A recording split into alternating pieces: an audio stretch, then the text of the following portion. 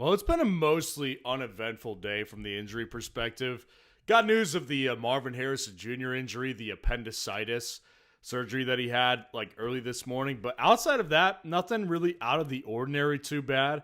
So it's actually been, no news is often good news, except for guys like Bucky Irving and except for other guys like Trey Benson, who we're looking for that news update, be like, hey, are they coming back anytime soon? Well, it doesn't look like that is the case right now. So definitely a little bit of a bummer for sure. But we're going to go through, answer a bunch of Week 11 fantasy questions tonight. So make sure to go down there, drop a like on the video, subscribe to the channel to show your support if you haven't done so already. And we did a bunch of team breakdowns last night on the live stream. I had a lot of fun doing it. I love doing those team breakdowns with you guys. So if you do want a team breakdown, prepare yourself for the playoffs by getting trade ideas from me, waiver wire ideas, any way to make your team better and more prepared to win a championship, because we're not just trying to compete. I'm trying to win us a freaking championship with these team breakdowns. Let me know. Go in there. There's a link in the description, link in the chat to go sign up for a team breakdown from me. And if you want to just support the site, just join our site, fsroundup.com. Join the premium subscription. Put some start-sits polls up, and let's get into it tonight. Jose Valdez, good to see you in here. K-Sum, what's going on? Jay Fiji asks, would you go Michael Wilson or Addison in the flex? Yeah, this is a really good one to highlight the comparison feature tool, which is obviously with the news of Marvin Harrison Jr., it completely changes the game for Michael Wilson, who actually realistically has not been that bad since Jacoby Brissett became the quarterback. He had a 7.4 game against the Seahawks in Week 10. In Week 9, he had 9.1 fantasy points. So, he's had a couple of these pretty decent, floor games, but obviously nothing too crazy. Well, now that Marvin is out, it definitely opens up some things big for him. And with, the other guy in this, which is, I already lost you. No, here we are. Addison. Addison is a guy that is okay ranked in my rankings, but I just do not have much love with a quarterback like J.J. McCarthy. So let's plug it in really quick to kind of highlight it, because I know they're ranked really close to each other. Jordan Addison is the preferred option of the comparison feature. They're 2 spots different in my rankings. I knew I had these guys really close. So the reason why Jordan Addison is the comparison feature's favorite is because Jordan Addison, highest fantasy points per game, most efficient with touches and targets, highest usage volume, best fantasy points per snap efficiency, and the highest in my rankings. So again, I could see this is one of those that's close enough to me where it's a gut call.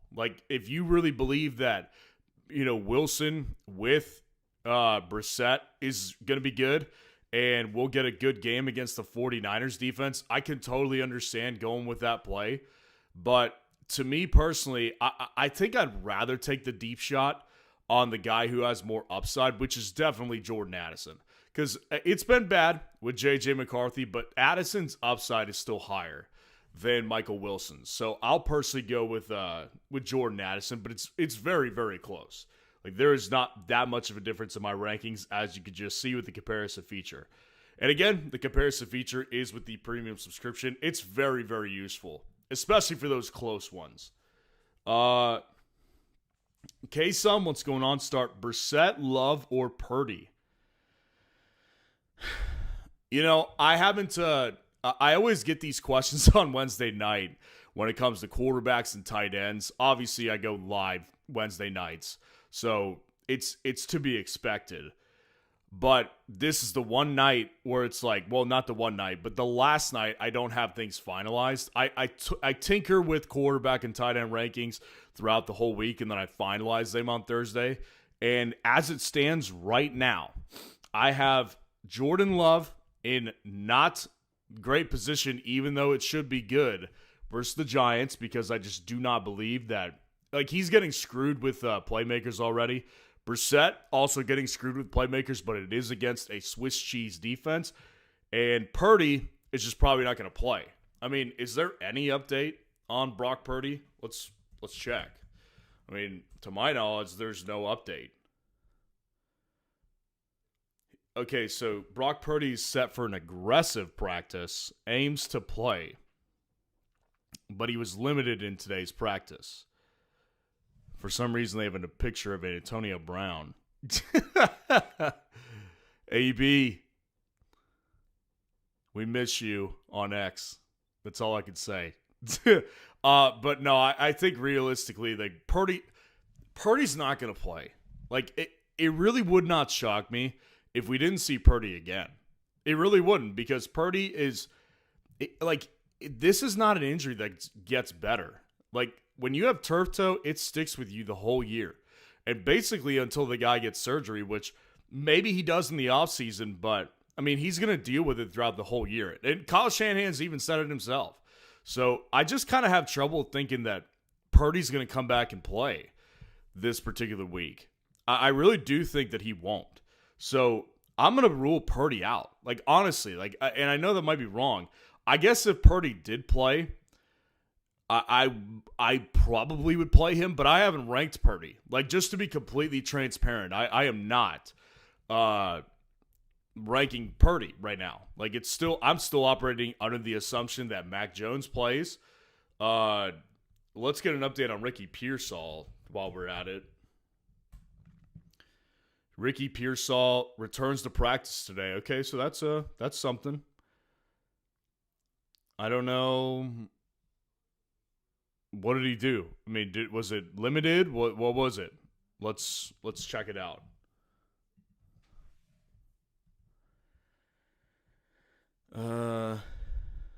Limited participants. So, I mean, good moment for Ricky Pearsall. But, yeah, I'm just not operating under the assumption that Purdy plays, to be honest with you.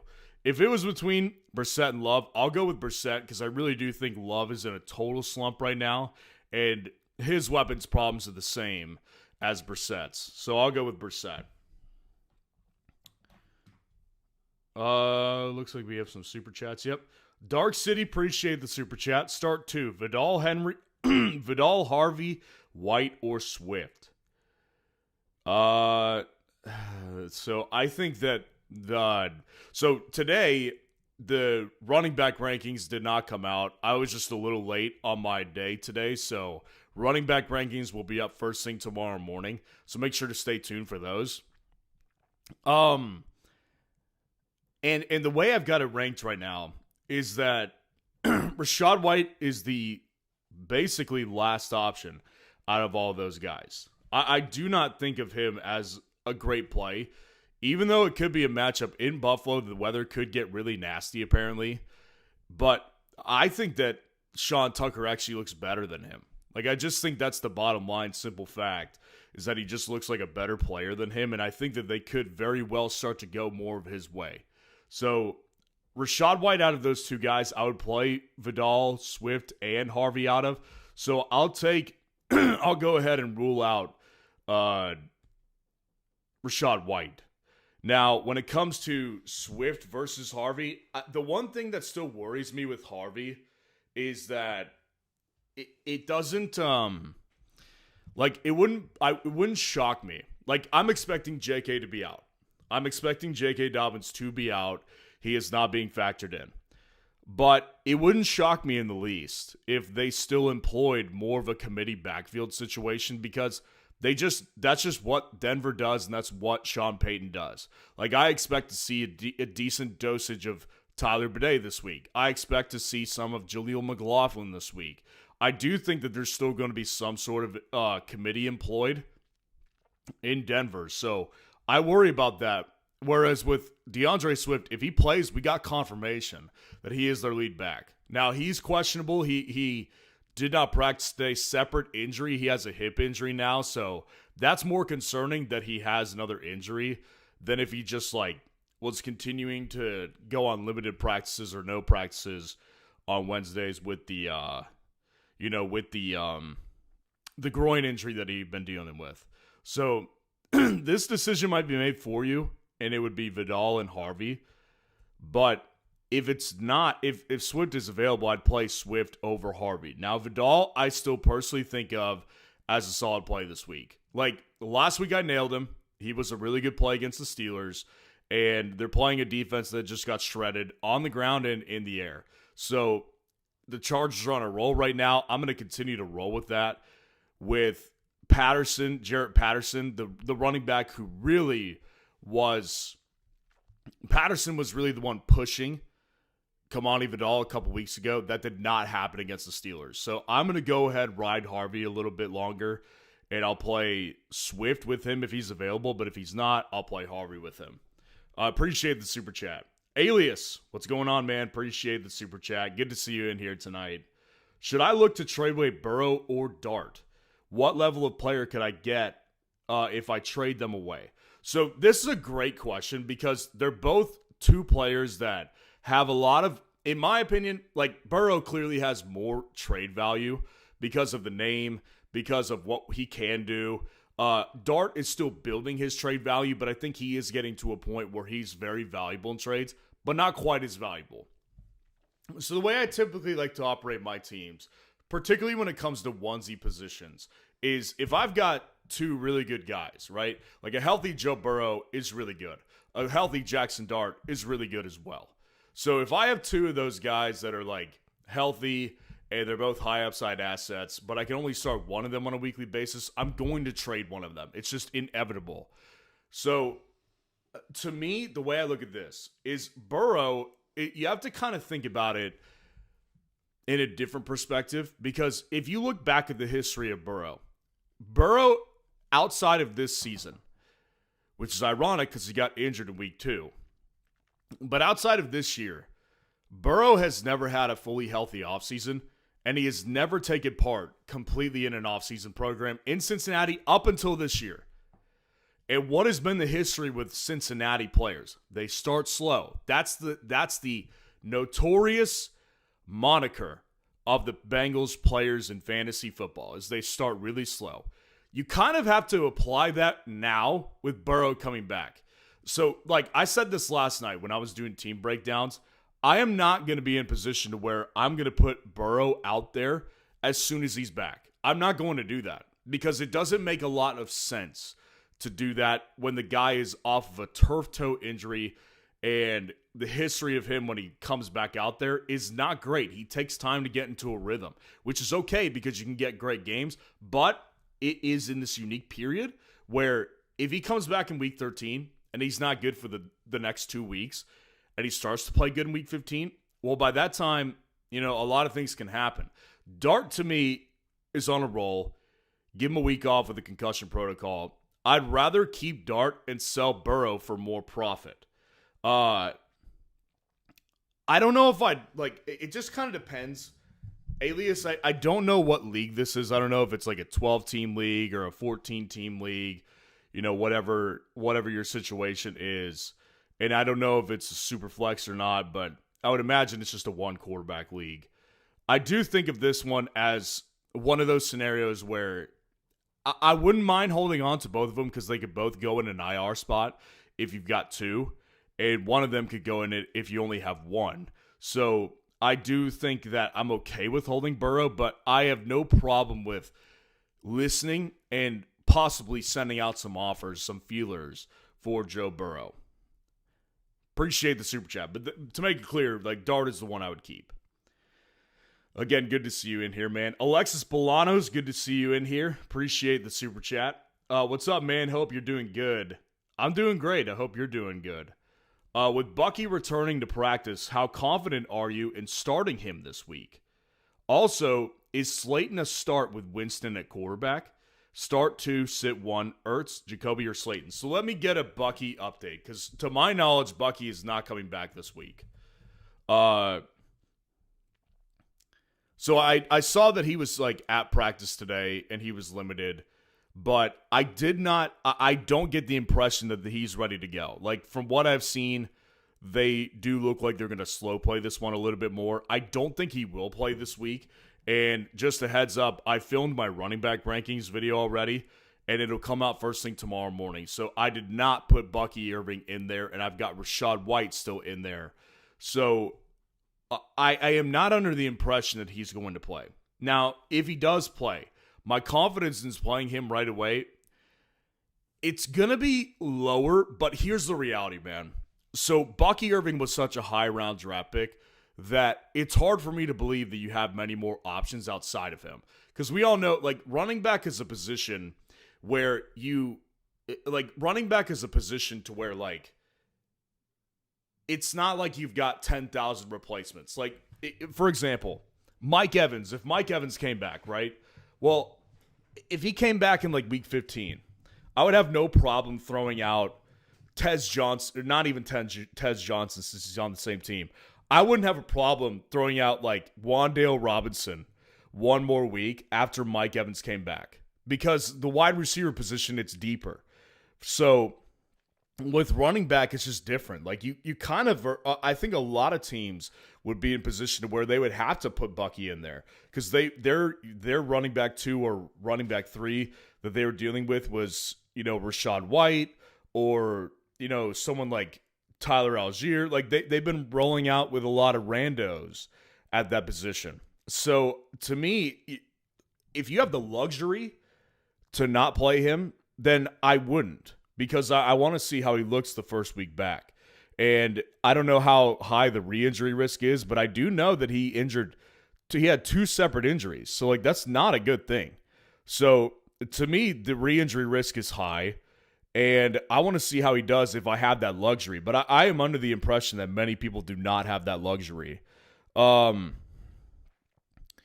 Is Slayton to start with Winston at quarterback? I think he's a very solid play. Yeah, I think both him and Wan'Dale have their own upside. And to be honest with you, I kind of prefer Slayton over Wan'Dale this week. Because the one thing we know about Winston, like, I am so glad they're doing this. Spare us from watching a Russell Wilson game. Oh my gosh, it would have been so bad. But I will say this. Russell Wilson not being there definitely makes the Packers defense a little bit more of a riskier play. But at the same time, Winston's probably going to throw some picks too, so it could even out. I think it's a win-win for everybody involved. So I do think if Slayton has a solid start, yes. Like, I really do think that it's a fine play. It just depends on your situation. Like, if you're, again, like, I'd play him over Wan'Dale. I'd play him over, I'd play him over, like, Tez Johnson probably. At this point, I'd play him over Jordan Addison. But I'm not playing him over Christian Watson this week because the necessity of Watson, I think, is going to be high. And I saw that Romeo Doubs is, like, cleared, whatever. I do think Watson is still going to be really important, though. So, yeah, it kind of depends on what your situation is. I can never say definitively to play Darius Slayton, especially if you have a killer receiver group. But, yeah, I mean, I have confidence in it, for sure, with Jameis Winston. Start 2, sit 1, Ertz, Jacoby, or Slayton.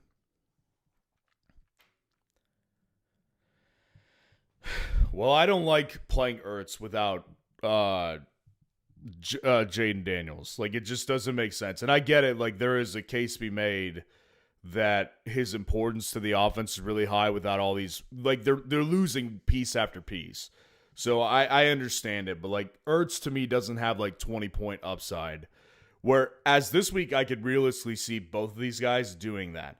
Like, with Jacoby Myers against the Chargers defense, that is a beatable defense. Rodgers just looked awful on Sunday night. Like, he couldn't do anything. He looked so bad.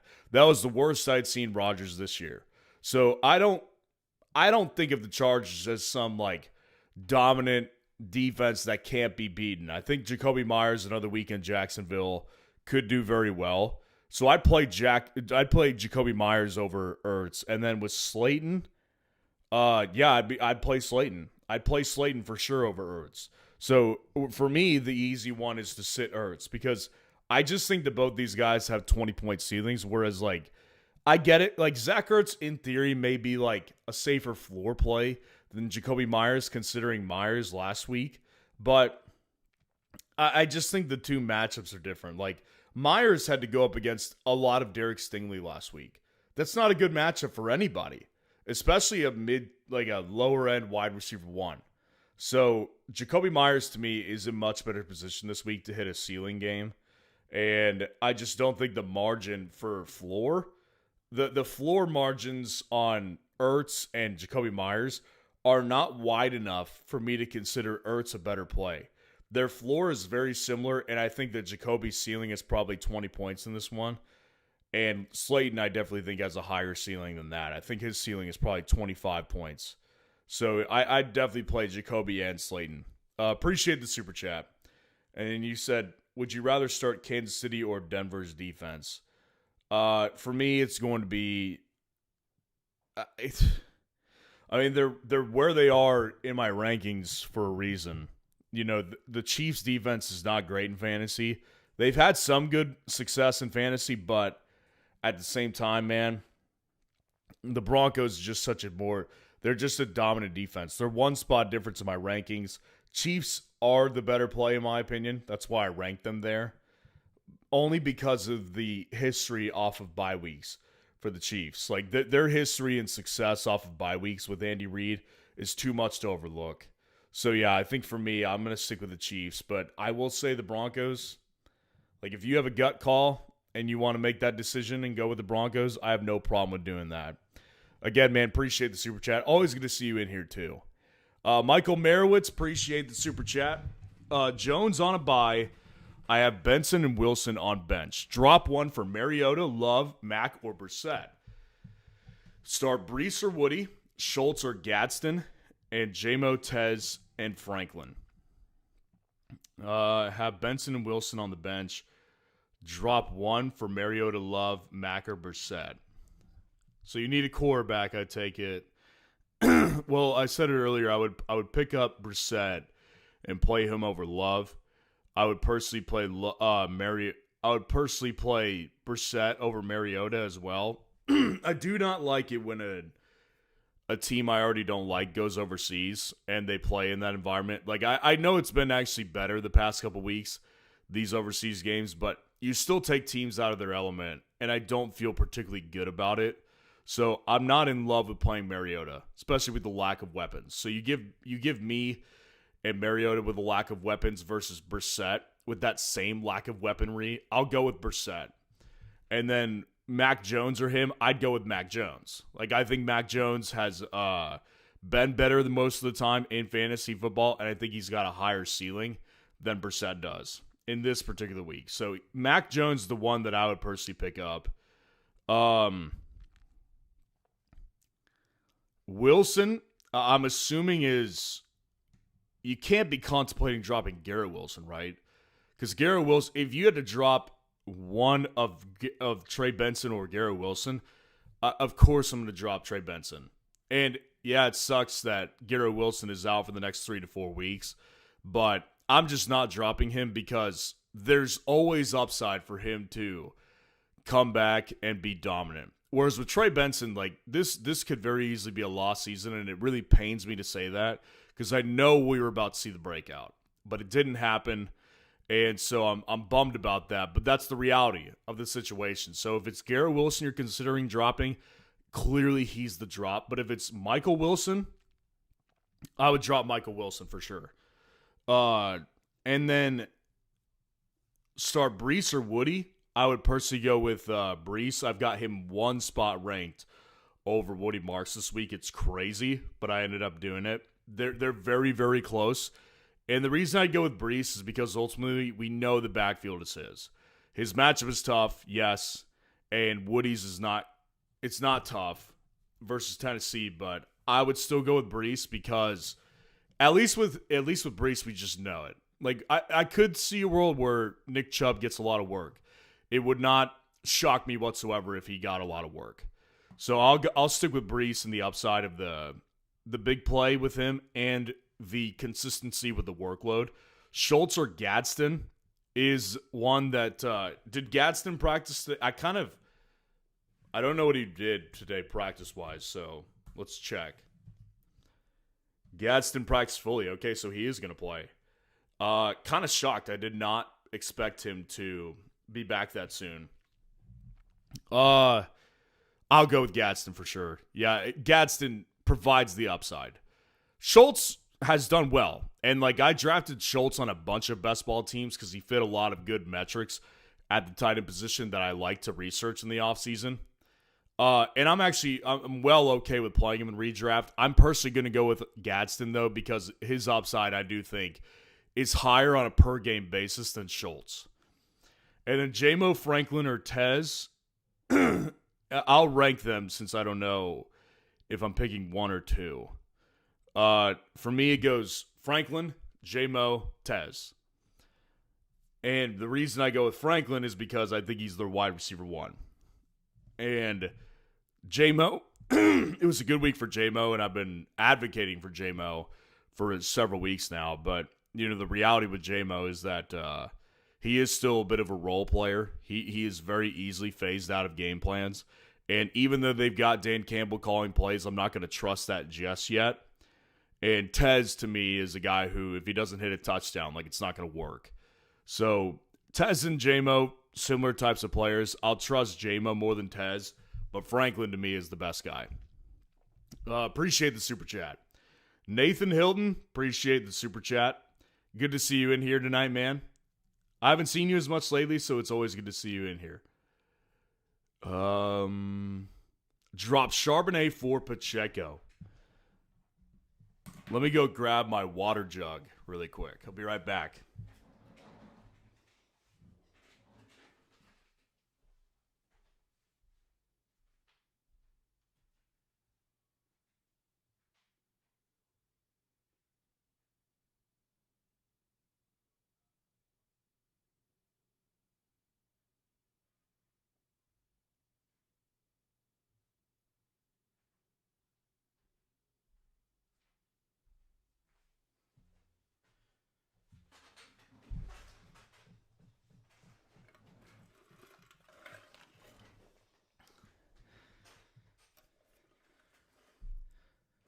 I usually don't live stream without my water jug, so when I looked over at one point to get a swig, I was like, oh man, where's my water jug at?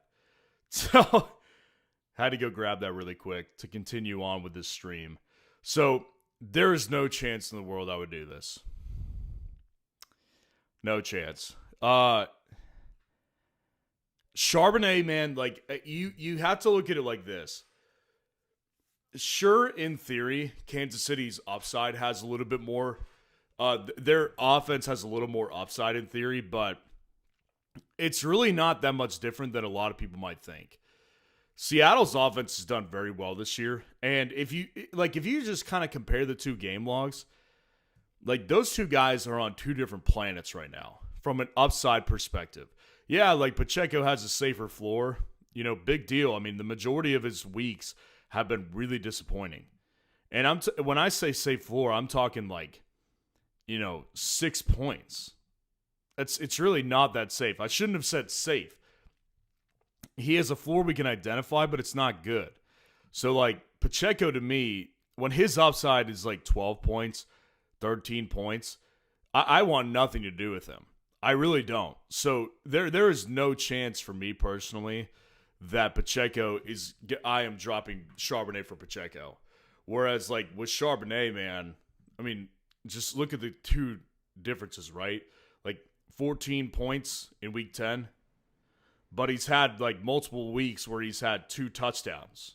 You know, he had a 2-touchdown game against the Texans in week 7, 19.5 fantasy points. He had...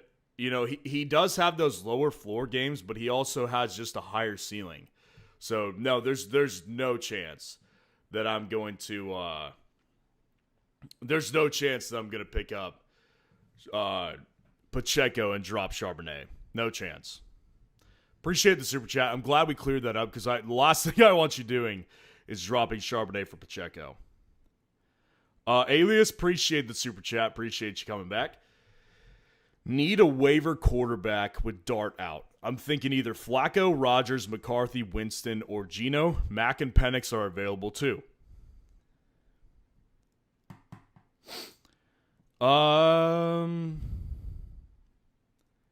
It's really funny. So first of all, let me just tell you a really quick story. So, I've mentioned this multiple times this year. My wife is in her first year playing fantasy football, and so I've been helping her out here and there, but she's also making decisions on her own, which I've been encouraging her to do, because one of the reasons I've been encouraging it is because she's had quarterback troubles all year. So we drafted Jaden Daniels really high. Obviously, that has not worked out. And we lucked out. I saw Jackson Dart on our waiver wire one day, and I picked him up a couple weeks ago, and we've been plugging him in without Jaden Daniels. So now she's got Jaden Daniels and Jackson Dart, who are both going to miss this week. And in those games before we got Jackson Dart, she nailed 2 waiver pickups on her own. And I was like, okay, well, this week, this particular week, I was like, go with your gut. You've nailed it the first 2 times, so go with your gut here. So that's just kind of a funny story. And I'm not telling you, always go with your gut. Always. That's always going to be the best move for you to do, because I am wrong and I'm right. I'm a little bit of both, right? That's why we have weekly what I got right and what I got wrong. Now, for me personally, again, quarterback rankings, tight end rankings are not set this week. But for me personally, Flacco is the guy that I want. I want Flacco the most. With Flacco, I get the upside of Winston without the interceptions and turnovers. With Rodgers, I don't get that level of upside most times because he's not usually throwing for 4 touchdowns. Now, he could this week, and I think Rodgers is a good play, but I'm not going to play him over Flacco, who has a better weaponry.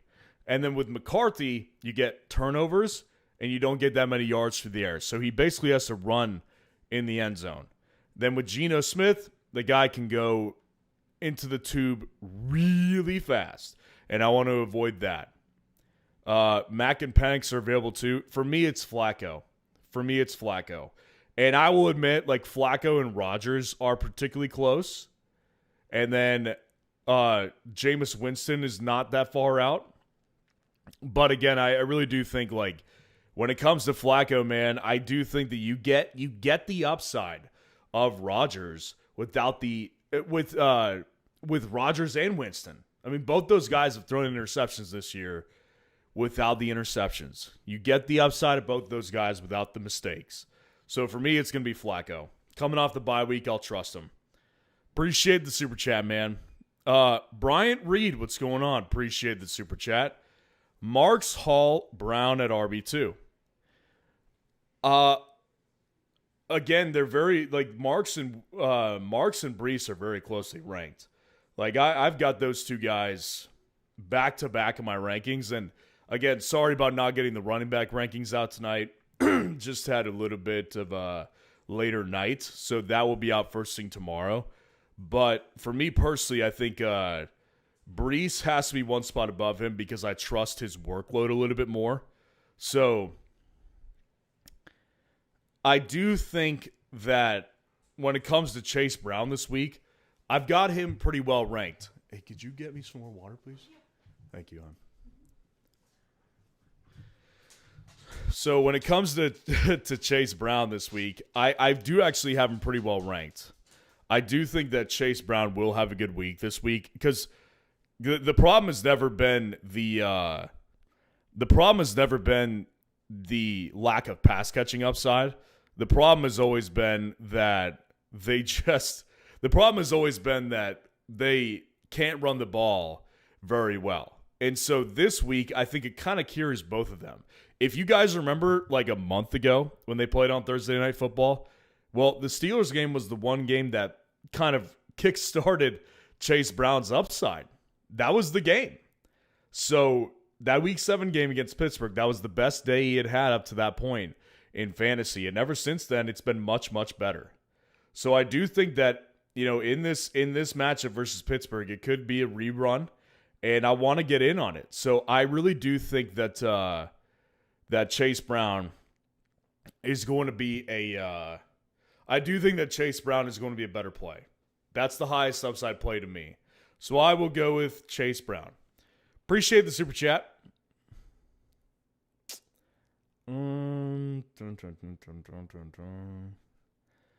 David Burgos, appreciate the super chat. Love your content, man. Well, I like you. I like you, David. I appreciate the compliment. And really, I just get to do what I love. I mean, that's it's pretty simple. I just get to do what I love, and luckily you guys appreciate it, and I appreciate you guys appreciating it. So, Woody Marks or Warren rest of season? It's tough, man. Thank you, hon. Yeah, thank you. Go ahead, bud.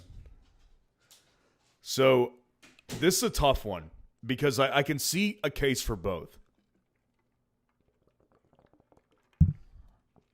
With Warren, I have not had a problem with Warren all year because Warren has been good.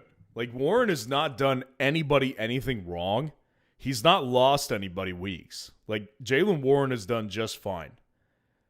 So, I really do think that if you look at the game log with Jaylen Warren this year, he has not done bad at all. This guy has a floor of basically like 8 to 11 points, right? And he has a ceiling of probably close to 20, but it's usually not going to be those ceiling games. He'll usually hit like a bust game. But to me personally, not a bust game, but he'll get closer to like 15 points on the high end. And so his upside is clearly capped. So that's the one thing that you have to keep in mind with Jaylen Warren is that his upside is definitely capped. Now, with Woody Marks, on the other hand, that guy has hit upside games. And this is something I'm going to talk about tomorrow on the running back rankings. So I'll give you kind of a sneak peek. Woody Marks is basically, if you paid attention, he's getting a trial run right now to be their running back one. Like, look at last week, right? So he was in on 60 snaps compared to Chubb's 10. 10 snaps for Nick Chubb. Now, that doesn't, like, if you were watching that game, you may not have picked up on that because Chubb had 5 carries on his 10 snaps and 1 target. So he had an opportunity 60% of the time he was in the game. But that's why you come to our site on FS Roundup, because all these numbers are free. So you just come over here and check out things. Bottom line is this, like Woody Marks was the running back one by far and away last week. And even the past week against the Broncos, more competitive game, 35 snaps compared to Chubb's 26. Now that's the problem right there. Is what I was going to say is that you have to think about it that last week when they beat the Jags, that was such an unexpected victory. What they were trying to do basically the whole game was dig themselves out of a hole that they had dug for themselves. So they had this offensive setup to where it was like, okay, we got to go score points. We can't run the ball. We got to pass it. Who's our best pass catching back? And it's clearly Woody Marks. Like, Nick Chubb in his prime wasn't a very good pass catcher. So I could see a world where it was just game script last week for Woody Marks, but I do think this Broncos game is more indicative on what we could see moving forward. Because to me, Nick Chubb, in a game like this against the Broncos, if he was still really good, that's a game they would have utilized a ton of him. It was a close game. They want to grind out clock and run the ball on somebody. Woody Marks was more effective in that game, and he was in on more snaps. So I do think Woody Marks, all that is a long-winded way of saying, I think Woody Marks has the potential to become their running back one. And I think it's getting more clear. So for me, I think I would probably take the upside of Woody Marks rest of season than Jaylen Warren. Because it's just, when I walk through all that in my head, it all comes down to they're both risks, right? Because Warren, on one hand, is not a risk because we know what he is. He's the running back one in Pittsburgh, not contested, and he's got a very safe floor. Not a risk in that sense. But he's risky to me because if you put it like this, it makes sense. The reason why safe is risky is because, and this is the same in life, the reason why safe is risky is because you're leaving more on the table. That's the way I look at things. In life, I look at things that way, and in fantasy, I look at it the same way. So I'd always rather go for the upside. Unless it was ridiculous. Like, if Warren had the same ceiling as Woody did, and he had the same floor as he does, then it would clearly be Warren. But we haven't seen that ceiling yet from Jalen. Like, Woody Marks can give you 25-point games. And he proved it. I'm trying to remember the week. But he has done it. Week 4, he did it. 28 points. Like, he can do that. So, yeah, I'll personally take the risk, roll the dice with Woody Marks. But they're close. They are close. Appreciate the super chat. Austin Swink, good to see you in here. Appreciate the super chat. Addison or Dobbs? So for this week, Dobbs makes more sense to me. And I get it. Dobbs last week was terrible against the Philadelphia Eagles. It's the Giants, though. Like, it's just a different scenario and a different situation. Romeo Dobbs is a better play than Addison. And because to me, think about it like this, right? Addison is the better player. And he has the highest upside between the two if they're both getting work. But you have to look at it this way. Addison has no rapport with J.J. McCarthy. Like, he's played 2 games with him total now. Because when Addison started playing this year, that was when J.J. wasn't. So, like, there's no chemistry. Whereas with Dobbs and Jordan Love, there is chemistry. Last week, it just didn't work because Philly's defense looks really good. So, I just think that the Giants, man, I mean, they're already bad. I think they're about to get worse. And I get it. Like, it's popular and it's easy to dunk on Brian Daboll on his way out. But to me, he was not their biggest problem. And they're going to get a lot worse, is my opinion. So I do think that Dobbs has a great opportunity this week. Addison's opportunity is fine. His quarterback sucks. And people will come back and say Love sucks too. Listen, I get it, but Love has shown a better upside and more ceiling than JJ has in his dreams. So, yeah, Dobbs for me. Appreciate the super chat. Jesse M 7617. Appreciate the super chat. Trade question in the chat. So trade Sutton and Hampton for Egbuka. Half PPR. I'm 10-0. Nice. Running backs are Achane, Javonte, Rico, Hampton, Benson, Algier, and Corum. Wide receivers are Rice, Devontae, Sutton, and Jennings. So trade Sutton and Hampton for Egbuka. And your running backs after Hampton goes are Achane, Javonte, Rico. And your wide receivers, Rice, Devontae, Sutton, and Jennings. This is a clear victory. Yeah, I mean, getting Emeka Egbuka is one of the best. And I said this a couple weeks ago. There's not many buy lows out there anymore. Like, after like week 6, week 7, you kind of are out of the buy low type of environment in fantasy because most people have a good grasp of who someone is. For some reason, I am still on an island with thinking Emeka Egbuka is cool, so it couldn't be more crystal clear and in your face that he is a true wide receiver 1 in fantasy than it already is. It is so crystal clear, and there's so many people that just don't see it that way.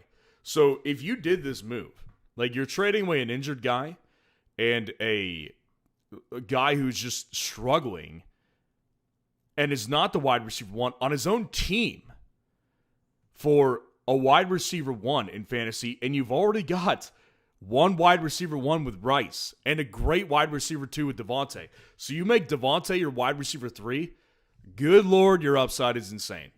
Like, and I don't know how you're going to make this happen, but if you're telling me that trade is sitting there on the table for you, take it and run. Emeka Egbuka is a great guy to trade for. If you're on the other side of this and you're trading away Egbuka for those two, no chance in the world I would do this.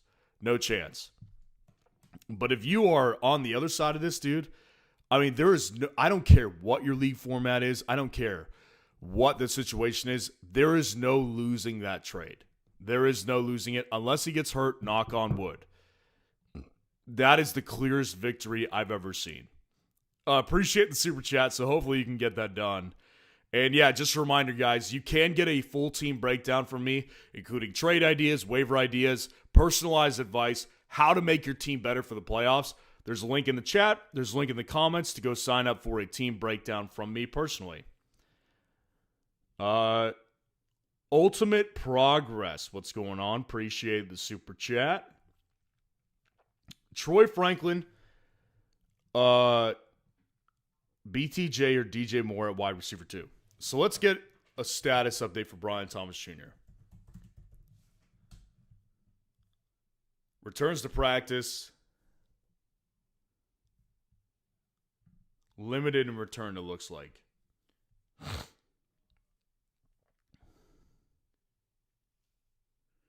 Yep, limited practice. So, Brian Thomas Jr., limited practice. Good start to the week for him for sure. Not convinced he's playing. Even if he does play, I don't love playing him because he hasn't been good. Troy Franklin is right there with him. First of all, I'll get this out of the way. I would definitely go ahead and play BTJ over DJ Moore. I think that's a pretty relatively easy one. I just think BTJ is more involved on a weekly basis. Like, that one's not too tough for me. So I can go ahead and confidently say that one. Troy Franklin, on the other hand, is very close. Like, I think of Troy Franklin as a solid play. Because all you have to do is look at his game log, man. I mean, the guy has out-targeted Troy Franklin 3 straight games. 9 targets in week 10 for 15 points. Week 9, he had 9 targets for 6.3 points, so it didn't work, but he still out-targeted Sutton. Week 8, 8 targets compared to Sutton's 6. Like, he has been their wide receiver 1 for many straight weeks. Even back to week 7, he out-targeted him. So, for me, like, if you look at that and you compare those to Brian Thomas Jr.'s numbers, BTJ has basically had the same level of floor, which, like, the weeks where Troy Franklin doesn't do good, he doesn't do good at all. But Brian Thomas Jr.'s ceiling has been abysmal. Like, he has not had a ceiling game. Has he had a game with, like, 20-plus points this year? Let's look through it. Week 1, he had 9. Week 2, he had 8.9. Week 3, he had 7.5. Week 4, he had 10.6. Week 5, he had 12. Week 6, for some reason, it's not coming up. I don't think he did well against the Seahawks. Week 7, he had 6.1. Yeah, it's not coming up for some reason. Week 8, they had a bye week. Week 9, 8 point. Dude, the guy has done nothing this year. Nothing. Oh my gosh. Like, he has done nothing this year. That's why I was saying, like, I've said this over the past several weeks.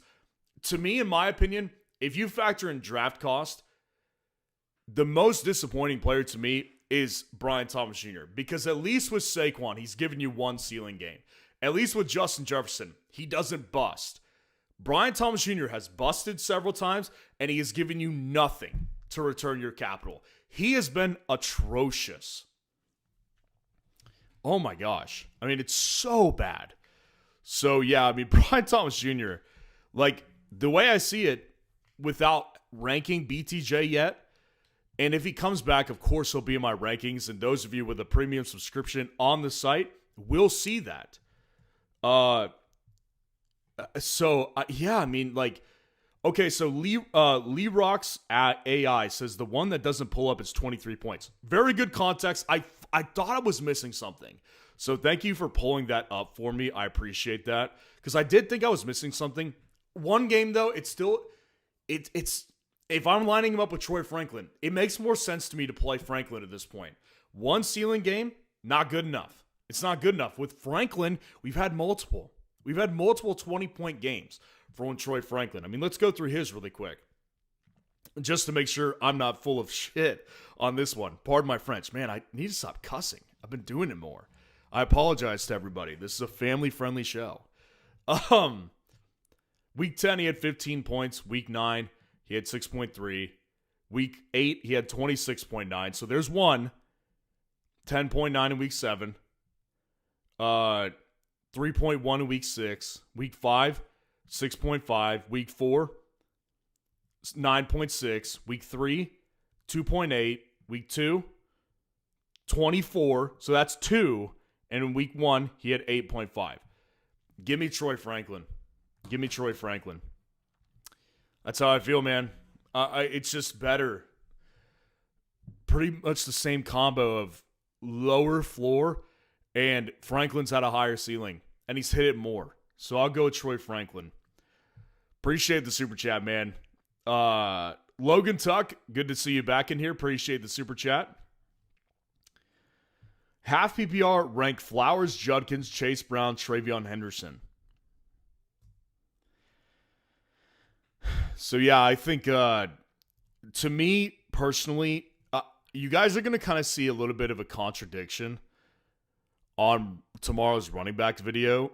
I do personally think of Travion as a really good play this week, but there still is that glimmer of doubt for me where, okay, so like most of the time, like my rankings, upside goes into a lot of it. It does. And so when I rank, Quinshaw Judkins, just for a spoiler, is ranked a couple spots above Travion tomorrow. Now, the irony of that is that I don't think that Quinshawn Judkins' ceiling is more than like 15 points. I think that's his max. Like maybe one goal line touchdown and like 50 yards on the ground. That's his upside. But I think Travion's upside tomorrow night is upwards of 20. Easily. I mean, but the thing that still worries me, and the reason I'm going to rank him below Judkins, is because we don't know for certain what his workload is. It would not shock me at all if they decided we're gonna roll with Terrell Jennings. Like, try to think of it this way. So this usually applies to the start of the season where we don't have enough information on like newer players. So typically what I've always said is if there's a blowout game, take very little context away from that. Because a lot of times backups get played, more rotational pieces get worked in to play more snaps. That happens. Now, last week it was a competitive game versus Tampa, and Jennings had 5 snaps in that game, and Travion was by far and away the running back one. The problem is that in a blowout game, we haven't seen Travion by himself. I get it. Like Braxton is saying, they said Henderson's going to get a massive workload. I get it. Like, I totally understand. But to me personally, like, we haven't seen him in a blowout game. If they blow out the Jets tomorrow, then they roll with Terrell Jennings. Because it's not, like, if it was a competitive game, I would have full confidence that Travion's workload would be a massive number. But if they get up to a 21-0 lead, which could very well happen, by the end of the second quarter, I mean, what is the likelihood that Travion continues to see snaps deep into this game? I don't think it's that high. So I still personally have Quinshawn Judkins a couple spots over Travion. But Travion's at number 2. So Judkins at 1, Travion's at 2. And then to me, it's not particularly close. I'll go with Chase Brown at 3 and then Zay at 4. Now, I think all these guys, they're in good position.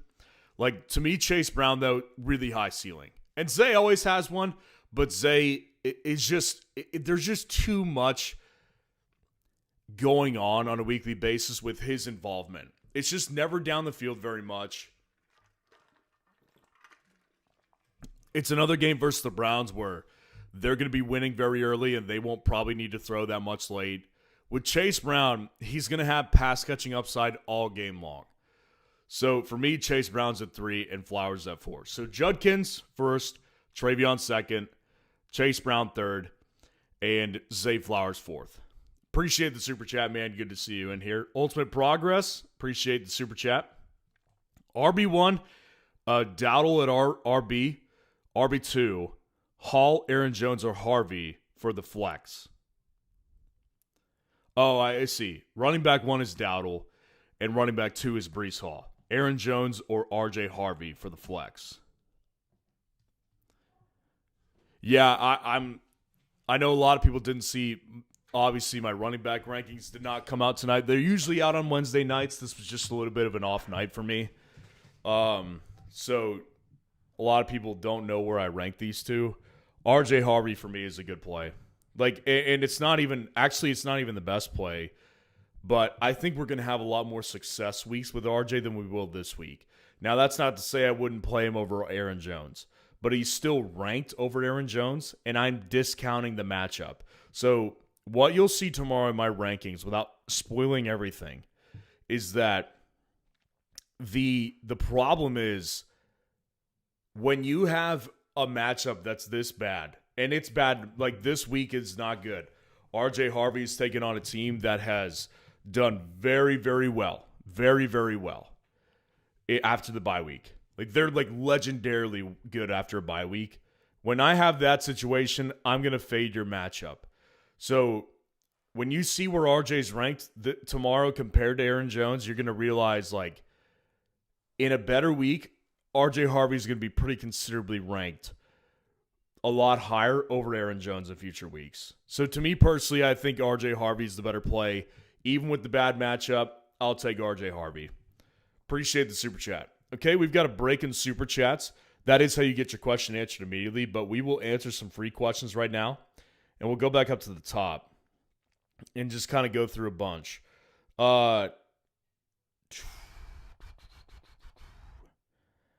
Connor Bedard, what's going on? I'm in a 14-man league. I have MHJ, the best wide receiver on my waivers is Michael Wilson. And I have Matthew Golden on my bench. Do I just pick up Mike? Absolutely, yeah. Matthew Golden, I mean, I could chalk it up to a lost season. Now, I'll give him, some hope that maybe, Matthew Golden could come through in the playoff time. But to me personally, I think that he is the best pickup for now, and I'm totally fine with dropping Golden because one of the things you have to realize with like waiver pickups is you have to play the game, and if there is no value with Golden around your league, it just makes sense to drop him for now and just keep an eye on him and pick him up if he starts to do well again. But for now, you're safe. Jose Valdez asks, should I trade CD and Henry for Bijan Robinson? It's steep. I will be honest. I don't, unless you're really set at wide receiver, this could backfire. It's not like obviously trading Henry away from him is a good move for you, but CD Lamb, I do envision like hitting some more ceiling games because like we've had like 3 games with CD back, and it just hasn't.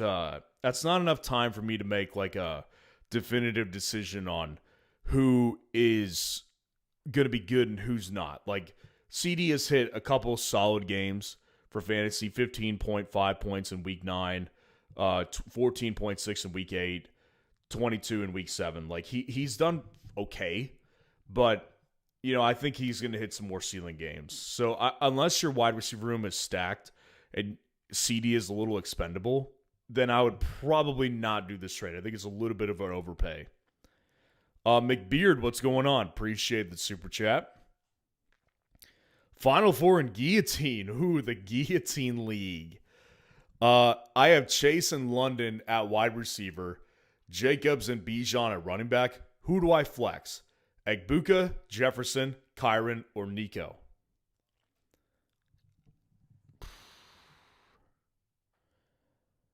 So you have Chase and London at the wide receiver position. Jacobs and Bijan at running back. Who do you flex?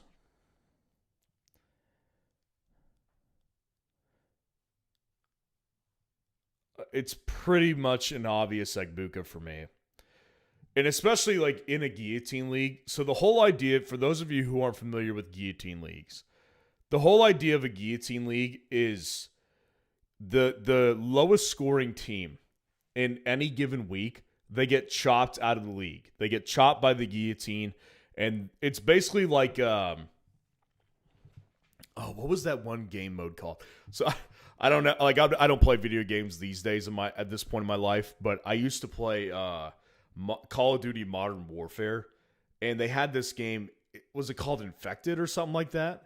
So basically, like one person in the like in the online game, they started out as the infected player, and then everybody you killed became infected as well. So you basically like over time, there's just a diminishing number of players. That's kind of what the Guillotine League is like. If anyone's ever played, I think Infected is the game mode. Let me know in the chat if I'm getting that wrong.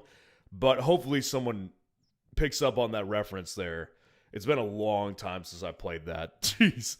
But Guillotine Leagues are like that. Like Guillotine Leagues, every single week someone gets chopped out of the league because the lowest scoring team gets disqualified, right? So in those types of leagues, this plays to my playing style very well, which is always shoot for upside. Upside is the key thing that you want, because I do think of it as like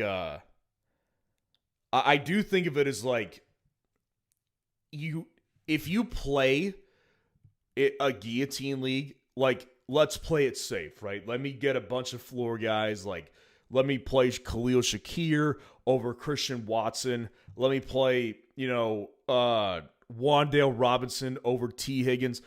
That always works out terribly because you want to go for upside, and a lot of times those floor moves are what gets you killed.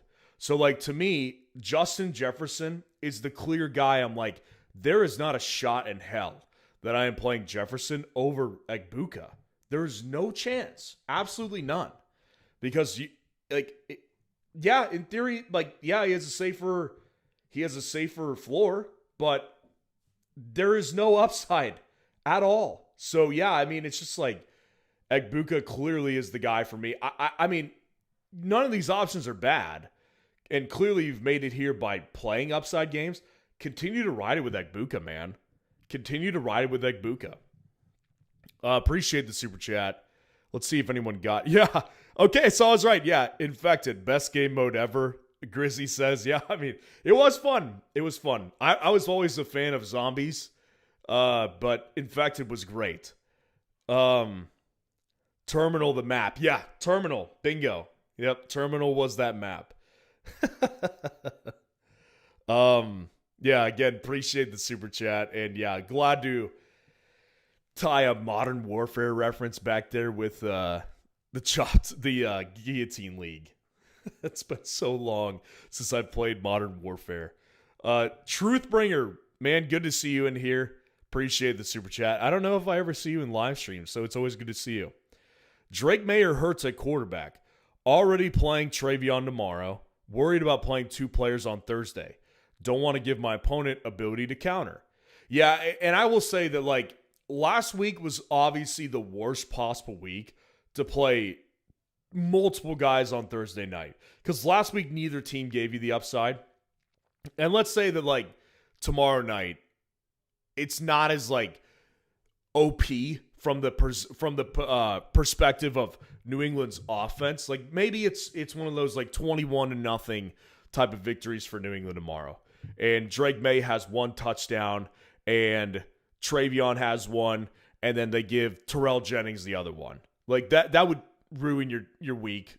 Maybe not ruin it, but it definitely would not put you in great position moving forward. So I get it. I totally understand where you're coming from. To me, like, I don't look at it that way as far as, like, giving your opponent the ability to counter. And maybe this is just because I have, like, a one-track mind when it comes to, like, the moves I make. Like, when I look at moves to make in fantasy football, like, when I'm playing an opponent in one of my leagues, the only time I'll look at what they're doing is if I see a clear weakness and I go and grab that player that is the best ad at waivers that week, and I keep them away from them. That's the only time I really look at, like, my opponent in the matchup, and I'm like, okay, if I smell a weakness, I'll go take away your best chance to minimize that weakness. That's the only way I do it. So I think kind of like in the perspective of Thursday night games, I don't look at it as much like that, to be honest with you. I would still personally play May. Like, that matchup is so great. And I will be honest here, like, the two bad games now that Hurts has played, he's played up against pretty good defenses, number one, And there also been competitive games. So like the Cowboys game is a little bit of an outlier. But in week 2 against the Chiefs, 20-17, competitive game, and Hurts had 11 points. That Rams game, he came back, and it wasn't competitive for a while, but he made it competitive. The Tampa game, okay, so maybe it's not as bad as I thought. I think my point ultimately is that Hurts's floor has been pretty low. So I do think that there's kind of an element of ceiling that you'll miss if you play Hurts personally. So if it was me, I would personally play May. But I get what you're saying. And I do think that especially your league best. Like your guys in your league, and I totally understand that. So I would kind of put it back in your field and say, if you think that your opponent would make some moves and could kind of come back to bite you when your matchup is said and done, then stick with your gut. And it sounds like you're leaning towards playing Hurts anyways. And they're not that far off in my current rankings. Like I said, I'm updating the rankings, finalizing them tonight. So those of you with a premium subscription at fsroundup.com, you will see those updated rankings later tonight after the live stream. So make sure to stay tuned. And if you don't have a premium subscription, go ahead and get one today. It's the time to do it for sure. Get league-winning features. But yeah, I think for me personally, if it was me, I'd play May. I'd stick with the upside. I think it's just better. Appreciate the super chat though, man. Good to see you in here as always. Appreciate the super chat. IO 2004. Important. Please look into the chat. Thanks. Okay, let's look. I have London, Collins, T. Egbuka, Rico, Benson, Monty, Sean. I want Judkins, but the owner wants London. Or he gets Egbuka and sends me Judkins and Sutton. Or send me Swift for T. Well, I'll be honest here. The only trade out of all these that makes remotely any sense is the last one. The Swift and T for Judkins, that makes sense. Like, that's the only one of these I could ride with. So I was going to ask you, what is it about Judkins that you want so bad? Because I've heard a lot, and I've discussed this too. Judkins matchups moving forward, in theory and on paper, are great. You know what else was great on paper? The Jets matchup. And this is something I've been harping on for weeks now. Any good defensive coordinator and any team that has any logical sense to their decision-making will look at tape on Dillon Gabriel and realize this guy sucks. He's so bad. And it looks like very clearly that they have no plans of going with Shedeur Sanders. So they're going to stick it out with Dillon Gabriel. And any good coordinator / any logical head coach is going to look at that situation and say to themselves, all I've got to do is stack the box against Judkins, and I win this game. And there's been 2 games before the Jets that teams did that. The Pittsburgh Steelers did that, and the Patriots did that. And ironically, those were the best 2 teams that they had played over that time frame. So there was a lot of teams in there that weren't seeing that, and Judkins was able to run free. I thought it was going to be like that this past week. The Jets figured it out, though. In this game, where Judkins should have been able to run through that defense like a knife through butter, he gets stood up for like 3 yards a carry. Like that worries me. In this great of a matchup, when it should have been one of your great ones on paper, I worry about that. Now, I'm not trying to dissuade you from trading for Judkins necessarily, because I do it, like, he has upside, clearly. But I'm telling you this, like, I don't want you to overtrade. And those first 2, like, there is no chance that I'm trading away London for Judkins. There's no chance. Like, London can, like, pop off and win you weeks with 30. Judkins is good, but I don't trust the offense. So I'd stick with London. I'm not sending away Egbuka for Judkins either. Like, there is no chance of that. And I don't want Sutton in as a replacement for Egbuka. There's just no chance. So to me personally, the only one that makes sense is the Swift and T one for Judkins. That's the one that makes the most sense because you can replace Swift easily and get an upgrade with Judkins, and then you could give him a player that is flexible for sure, but has his own set of issues, and I'm not convinced that Joe Burrow coming back is going to fix those for reasons I've already discussed in this live stream. So I think that one is acceptable. I would personally take the last one, which is Swift and T for Judkins. I would take that and be fine with it. But there's no chance of taking the other ones. Appreciate the super chat, man. Let's go ahead and answer some more questions.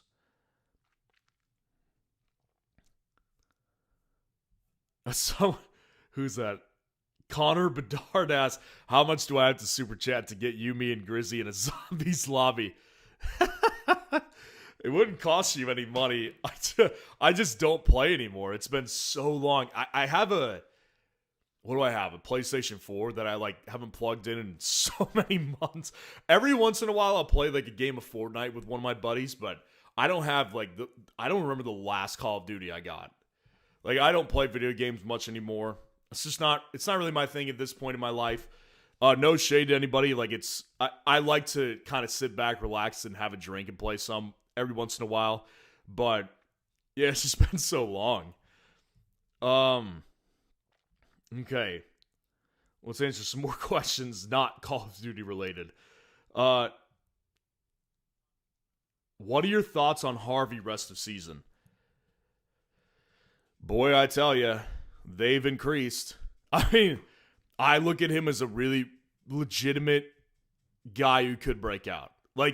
What we saw with Travion last week is what we could potentially see with RJ Harvey. And I'm not convinced necessarily that it happens. It could go either way. Because I did say earlier in this live stream, I do think there's still a really good chance that Denver kind of employs a committee backfield to some extent. But I do think he clearly has the best upside. And I think that JK is going to wind up on the IR. It hasn't happened yet as of the time of this live stream, but I think it's very much in play, and it probably will happen. B. Prekua, what's going on? Appreciate the super chat. Traded Wandale for K9. Needed an RB2 with Dobbins headed to the IR. Getcha. Still have Chase, Adams, Rome, and Devonta Smith as other wide receivers. Trade Devonta Smith for Jalen Warren, full PPR.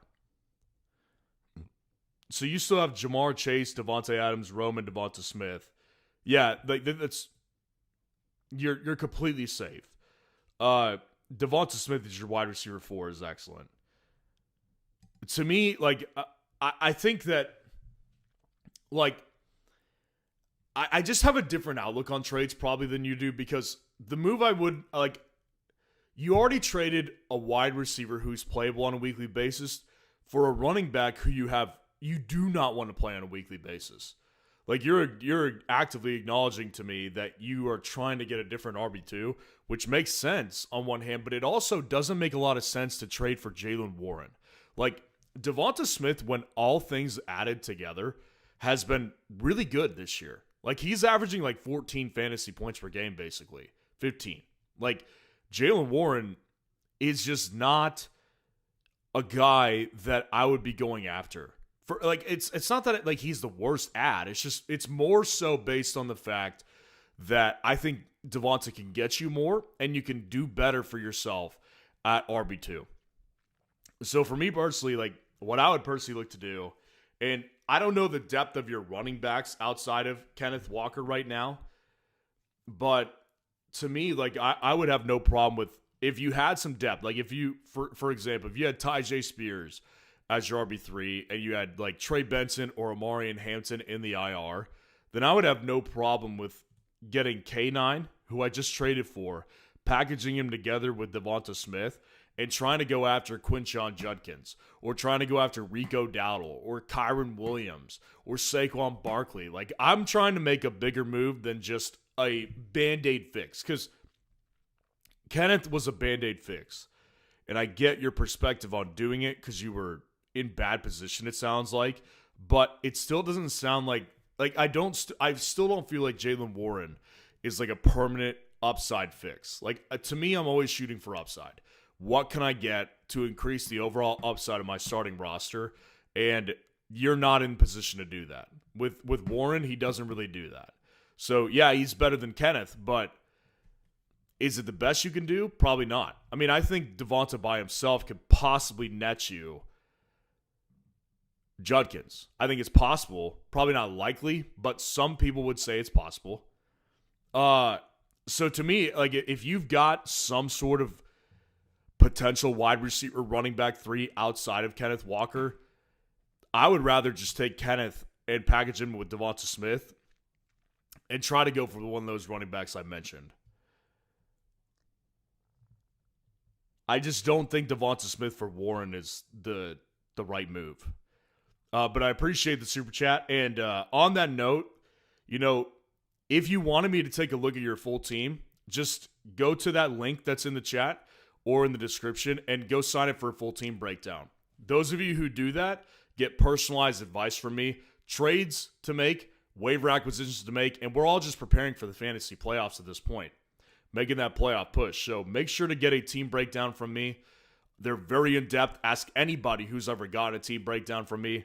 Very much in-depth on these team breakdowns. So I would highly recommend. And I enjoy doing them too. They're a lot of fun.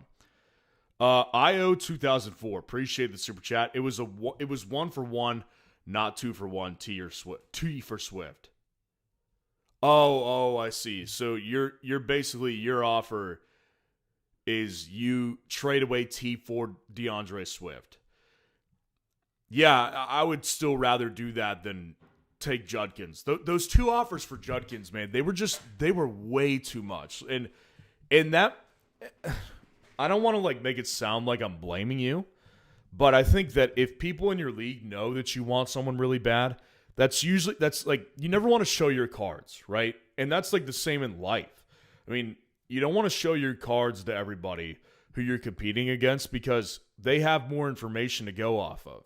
And they can jack the price up on a player that you really want as opposed to if someone else in your league was just asking for Quinshon Judkins, they may not jack the price up quite as much for them. So does that make sense? I think that if people really know that you really want Judkins, then they will hold that over your head and make you pay up. I mean, I went through a very similar thing. This trade that I'm about to tell you about, this looks good today. But at the time I made this trade in Dynasty, it looked bad. People were like, what are you doing? I thought you were supposed to be some sort of fantasy expert. And I was like, it's going to pay off. Just wait. So back after 2023, after Jackson Smith-Njigba's first year, I traded Devontae Adams, Nick Chubb, and a future first rounder for Jackson Smith-Njigba. And again, this was a different time. This was after the 2023 season where Chubb was I got Chubb out of the equation. I sent away I don't remember now at this point, but the 2 important pieces were I sent away Devontae Adams and a first round pick. So at that time, Devontae Adams was coming off an enormous season. First round pick is worth quite a bit in Dynasty, and Nick Chubb was coming off an injury. So people literally were in the league were like, dude, are you throwing? What's happening here? And I was like, no, it's going to pay off. Just wait. So I say that to say, that trade looks good today, but the reason I had to pay that much is because everyone in my league knew I loved Jackson Smith-Njigba from day one. I wanted Jackson Smith-Njigba on my team at any price. And I wanted Najee Harris back on my team several years ago. It feels like a lifetime ago at this point. But anytime anyone, and I've learned this from experience, anytime anybody knows exactly who you prefer, they will hold it over your head. This is something I constantly live with because I have a YouTube channel. And my competitors in my leagues watch my channel. So they know exactly who I like and who I don't like. So they jack the price up on me for guys I like. So I'm saying that in your position, if guys that you like really want to like hold it over your head, they will. And I see that you're providing context. You said, I'm in the worst league. They don't want to trade, and almost everyone's struggling. Over 10 years, and trades are very slim. So you have the experience, obviously, and I'm in leagues like that where no one wants to trade, and it sucks. But it's still like those are the worst leagues, because typically the only time anyone makes a move is that they feel like they're absolutely bending you over in trades. That's the worst position to be in. And you don't want to do that. Like just to make a trade, it doesn't make you do not bend over for somebody else to screw you. Right? And to me, like trading London for Judkins, that's a bend me over move. And to trade Egbuka for Judkins, that's a bend me over move. So I'm just not going to capitulate to that. That's just me. Like, if you want to, go ahead. You know, like, that's on you. But there is no chance, like, I'm advising anyone to take that. There's no chance. Like, when people come on here and ask me questions, all I want to do is be honest as I can. And to me, trading away Drake London or Egbuka straight up for Judkins, that feels like a bend me over type of move. And I do not want to do that. So, no, there's no chance that I would take those trades. The T for Swift one makes sense to me. Like, I think that, like, it seems like you need running back help, and I think Swift can do that for you at a much more affordable price. Appreciate the super chat, man. I appreciate the follow-up. Ray, appreciate the super chat. Smith, Judkins, Odunze for Bijan Algier and A.J. Brown.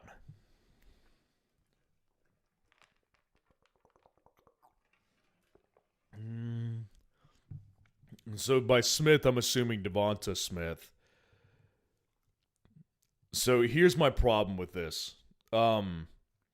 Anytime you're trading away a star player, and of course, like the Smith, Judkins, Odunze side, you're getting 3 startable players every single week. But the problem with trading for... The problem, if you trade away, and I don't know what side you're on, I'm just trying to analyze both sides. Bijan is the type of player, yeah, he's had a couple bad games, but he's a superstar. And if I'm trading away a superstar, I want a superstar in return. Because my whole thing is upside. And Bijan's upside is enormous. 30-plus points, right? So...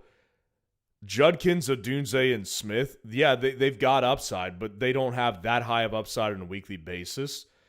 And so for me personally, like,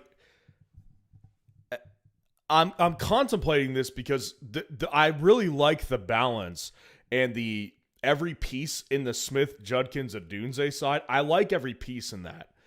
But on the other hand, Bijan has that star power that I love. But I don't like A.J. Brown. Like, Tyler Algier, I'm fine with. But A.J. Brown, like, I don't want him on my team.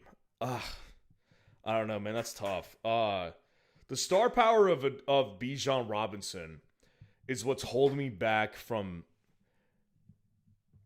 saying that the Smith, Judkins, and Odunze side is the winner.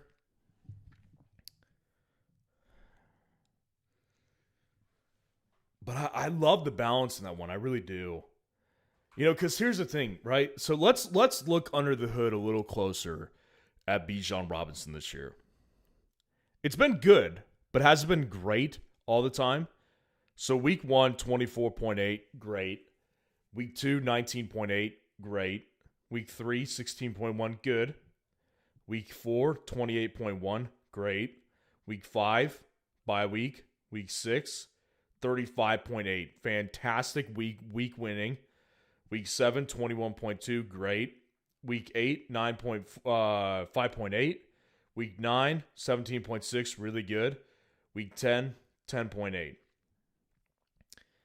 That's hard to give away when I know I can get that kind of upside on a weekly basis. However, let's look at a couple other things. So Devonta Smith. So his upside, 16.9, good. Week 9 bye. 14.4 week 8, good. 33.3 week winning. 8.9, not great. 19.4, really good. Week 4, 4.9. 20 in week 3. 9.3 in week 2. And 4.6 in week 1. There's way too many busts in there. Now, obviously, he's not the showstopper. That would be Roma Dunze and Judkins. I'll save Judkins for the end, actually. Let's go through Roma Dunze really quick. Roma Dunze, really good performance last week, 20.6. Blanked in week 9, 18.4, really good. 5.1, not great. 5.2, not great.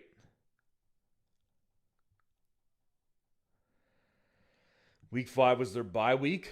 16.9, really good. 15.2, really good. 31.8 week winning, and 15.8 week 1. And then Judkins for me, I think I just have an ultimate. I don't value him as much as I think a lot of people do. I'm scared that the rest of the league figured it out. When did he come back? Was it week 4 or 5? Week 4 he came back, I think. No, week 3 he came back. So 16.5 against the Packers in his first week back. Really good. Week 4, 21.5. Great. Week 5, 13.8. Good. 3.6. That's a stinker. 26.4. Awesome. Week 8, 4.7. Stinker. Week 9, bye week. And then I have a real issue with Judkins because I worry that the rest of the league has figured it out. If the Jets can stop you, I worry about that. I worry that the rest of the league has figured out the blueprint to beat the Browns, which I identified immediately. Stop the run, and you're going to win because Dylan Gabriel can't throw the ball. Man, I think what it comes down to here is it depends on what your wide receiver room looks like. If you are in position to where your wide receivers are really hurting, it may make sense to do this. But if you're in position to where you've got like 2 really solid wide receivers, like if you have Egbuka and Pittman and your wide receiver 3 is AJ Brown, you're really you're in good position. And you need a running back, then it makes sense to do the Bijan side. So it really is situation dependent. It's a very close trade. I think I'm just leaning towards the Bijan side. I want that superstar power. Appreciate the super chat. That one was a thinker. That one was tough. Ed, what's going on? Appreciate the super chat. St. Brown, Kyron for Egbuka and Gibbs rest of season. Henderson for Bucky. St. Brown and Kyron for Egbuka and Gibbs. I would take the Egbuka side. I went through this last night when I was doing a team breakdown, and someone was asking me about Egbuka versus Amon-Ra St. Brown, and that was a straight up trade. And I said I would just hold on to Egbuka because I think they're marginally different. Their margins are so close that I think Egbuka could be better rest of season than Amon-Ra St. Brown. And that's no slight to ARSB. It's just a fact of matter that Egbuka is the one and only. And he's been great for the most of the season. So for me, they're very marginally different. Whereas with Gibbs and Kyron, there's a clear tier break there, and Gibbs is the better player. So yeah, for me, the Egbuka side of that is awesome. I'll take the Egbuka and Gibbs side of that. That's clearly my best rest of season. Henderson for Bucky.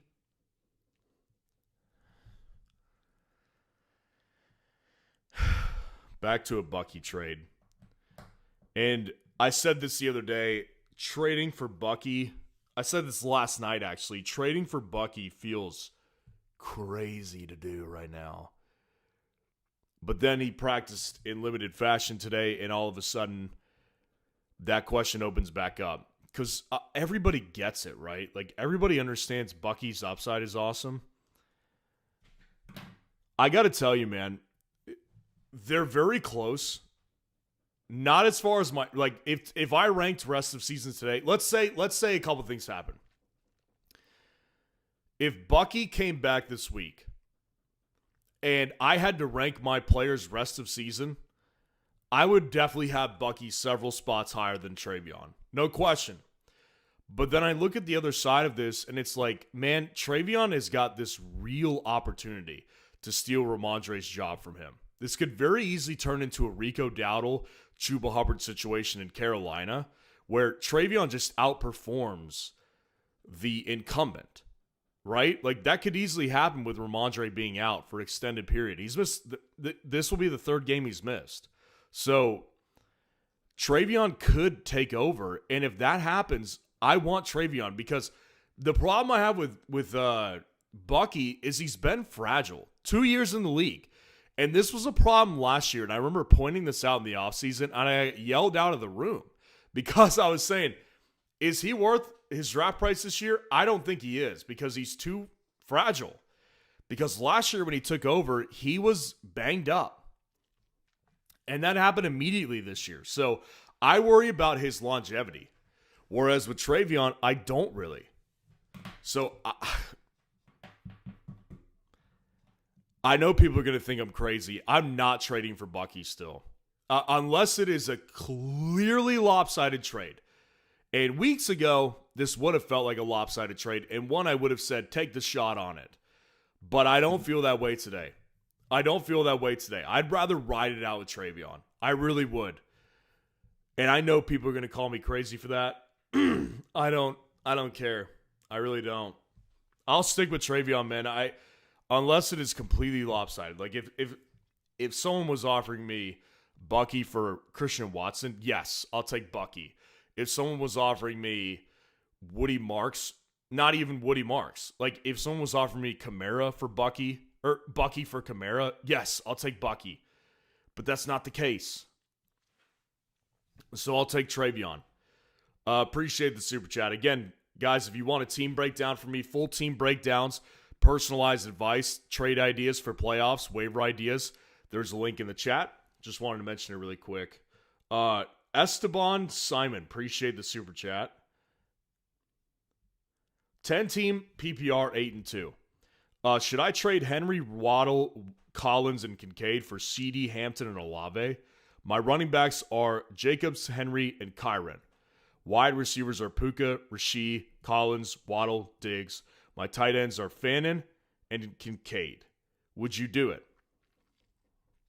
So you're in really good position at 8-2. I would imagine you're in the top two seeds of your league.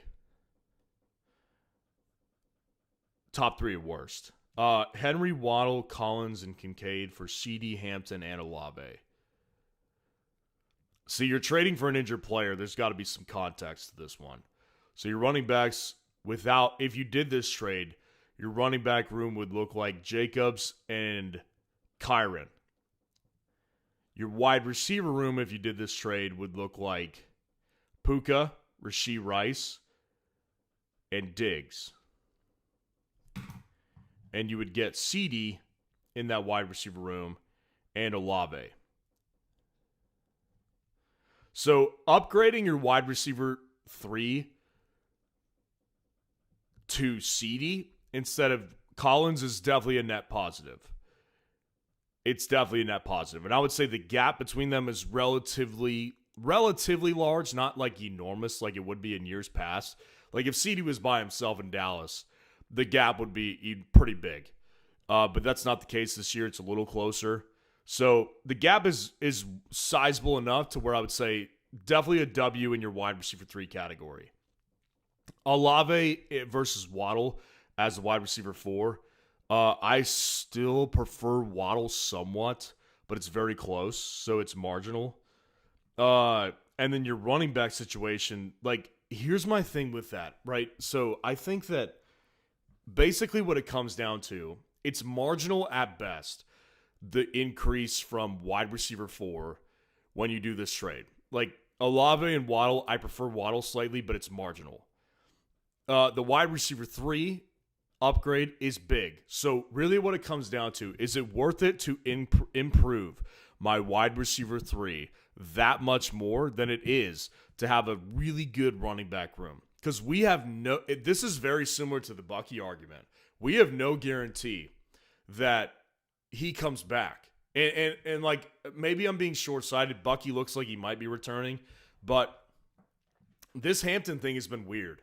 I mean, in my opinion, they clearly lied about the injury. That's my personal opinion. I don't think I can get sued by saying that, but like, I think they lied. Like, I do not think this was a high ankle sprain at all. I think this was a fracture. I think it was a hairline fracture, and they didn't say anything because the guy, he was like, up until like this past week, the guy's been in a walking boot. That I don't know when we're gonna get him back. Let's see if we can get anything.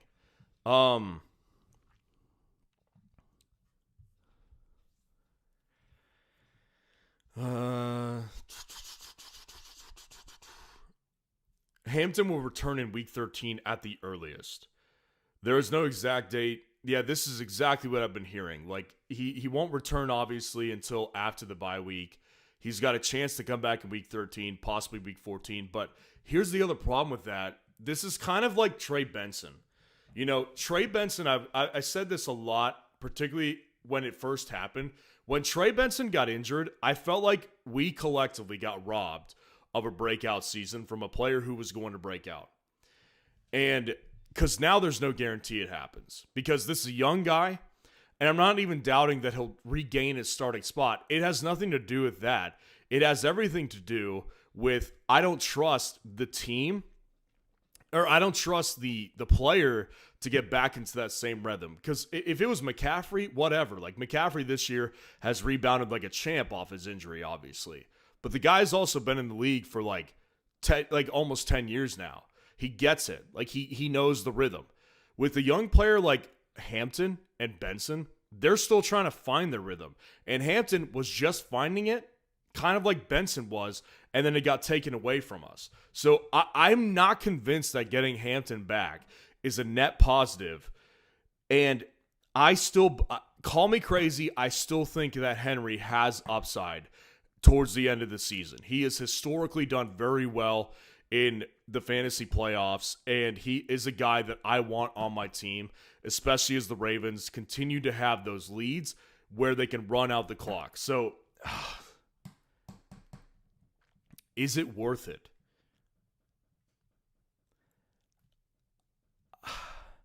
I gotta be honest, I don't think it is. I don't think it's worth it. You're giving away true, like, you have no reason to do this, in my opinion, because it's not like you're hurting for a wide receiver. Like, you have such great balance. You've got 3 top-end players at each position that most fantasy managers would kill to have. Nico Collins is their, like, a lot of fantasy managers at the bottom of your league would kill to have Nico as their wide receiver 1. A lot of them would kill to have Kyron as their running back 1. There's just no need to mess with it, to me. I would not do this trade. Appreciate the super chat, though. That was fun. Twisted Folk, good to see you in here. Appreciate the super chat. Half PPR, 9th place. RBs are Bijan, JK, Tracy, and Benson. Quarterbacks are Herbert and JD 5. I feel I need to try to trade JD and Tracy for an RB upgrade. Who to shoot for? Yeah, so this kind of this is a good one to talk about, because on the team breakdown live stream last night, I was talking a lot to someone who I did a team breakdown for, and I was saying, you know, when you're in 9th place or 10th place or whatever place you're in, and you're not out of the playoff race, that tells me that you just haven't scored enough points, and your ceiling needs to be increased. So clearly you've got like a really high upside guy with a lot of name value in fantasy, Jaden Daniels, and still has a chance to return here pretty soon. So Jaden Daniels still has trade upside, right? But obviously, with no clear timetable and without a clear timetable, you can't expect to get much out of it in a trade. But it's not like you can wait. Like, you're in 9th place, you've got to act now. So for me personally, if you're going for an RB upgrade, which you should, because your other running backs are just not good enough. And either that, like Tracy is not good enough to be RB2, and JK and Benson are obviously injured. You're fine to stick with Herbert as your quarterback 1. So yeah, I think you're thinking the right thing, which is take JD5 and Tracy, and I got to be honest, you got to lower expectations a little bit. Like try to get someone like Jalen Warren, try to get somebody like DeAndre Swift, try to get somebody like RJ Harvey or Woody Marks, like those types of guys. Travion Henderson, maybe see if you could sneak that one in. That's kind of the expectations you need to have on this one, because I don't see a team that's going to trade you Kyron Williams or Quinshon Judkins or Saquon Barkley, even though he's underperforming for that, because Jaden is injured and we don't know when he's coming back, and he may not come back. Like I would imagine that if they're clearly out of the playoff race, why come back? So you kind of need to do this now, but if you do it, you kind of have to temper expectations. To me, getting a guy like Warren, like Swift, RJ Harvey, Travion Henderson, Woody Marks, that's kind of where you should be trying to get at. Appreciate the super chat. All right, so we'll answer just like 2 more questions, then I'm going to get out of here. If you did not get your question answered tonight, seriously, go start a poll on fsroundup.com. It's completely free to start your own poll, completely free to vote on other polls, help other people make their decisions on what they should do, live feedback and results for yourself on fsroundup.com, and it's completely free to start your own start sit poll. So we'll go through a couple more. Parker Washington or Sutton? I will personally play Sutton this week. I'll take the upside. I don't think that, like, Parker Washington was good last week, mostly because he had a special teams touchdown. That doesn't always happen.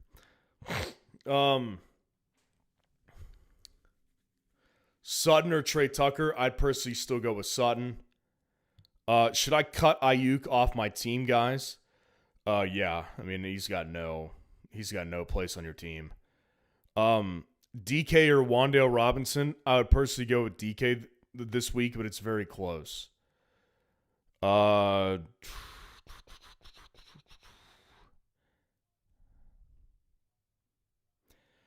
Vidal, Aaron Jones. I will personally go ahead and play Kimani Vidal.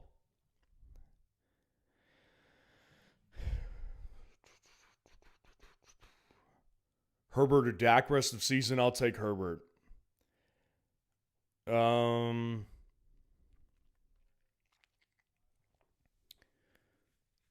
Start Vidal or Flowers? I will personally go ahead and play Vidal, but it's close, so we'll plug it into the comparison feature really quick, and then we'll get out of here. Zay or Kimani Vidal? They're close. Zay is 3 spots behind Vidal in my rankings. I'd personally stick with my rankings and go with Kimani Vidal. But again, it highlights the reasons why the comparison feature makes its decisions. So good tool to get on our site right there with the premium subscription. If you just want to support me, support the channel, please do sign up for our site. We'd love to have you over here. Get features like the automatic waiver tool, access to the top 250 rankings of mine every week, comparison feature, and the league sync up feature. And again, we've gotten a lot of team breakdowns. I would love to do some more because I enjoy doing them, and I want to make sure we all have a really good shot at winning our chip this year. So I appreciate y'all being in here. Like the video, subscribe to the channel on your way out. Franklin, BTJ, Addison. I'll go Franklin and BTJ. Yeah, that's how I'm feeling. So yeah, love you guys, and I'll see you guys on tomorrow's videos because the running back rankings will be out tomorrow morning. Peace out, guys.